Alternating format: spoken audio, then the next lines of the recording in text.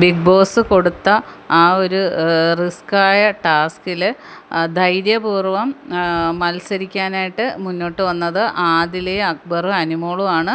അങ്ങനെ വീട്ടിലുള്ള കണ്ടസ്റ്റൻസിൻ്റെ അടുത്തൊക്കെ അവർ യാത്ര പറഞ്ഞ്, കാരണം 1 മിനിറ്റ് കഴിഞ്ഞാൽ എവിക്റ്റഡ് ആവും, പിന്നെ അകത്ത് കയറാൻ പറ്റില്ല. അപ്പോൾ എന്തായാലും യാത്രയൊക്കെ പറഞ്ഞ് എല്ലാവർക്കും ഉമ്മയൊക്കെ കൊടുത്തിട്ട് അവർ ടാസ്കിനായിട്ട് മുന്നിട്ടിറങ്ങി.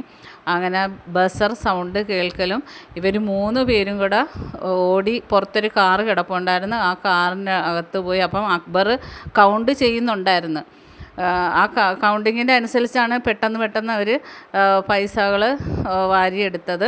ഏറ്റവും കൂടുതൽ പൈസ വാരിയെടുത്തത് അനിമോളാണ്. എന്നിട്ട് ഒരു 50 സെക്കൻഡ് ആയപ്പോൾ തന്നെ അവർ തിരിച്ചവിടെ നിന്ന് ഓടി.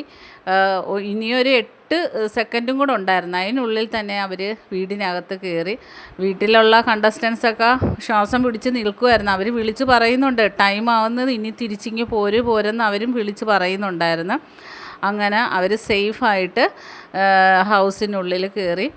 അങ്ങനെ അനിമോൾക്ക് കിട്ടിയത് 1,40,000 രൂപ, അക്ബറിന് കിട്ടിയത് 60,000 രൂപ, ആദിലക്ക് കിട്ടിയത് 20,000 രൂപ. അങ്ങനെ 3 കണ്ടസ്റ്റൻസും നല്ല രീതിയിൽ ആ ടാസ്കിൽ പോയി പങ്കെടുത്ത് തിരിച്ചു വന്ന്. ബാക്കി അപ്ഡേറ്റുമായിട്ട് വീണ്ടും കാണാം.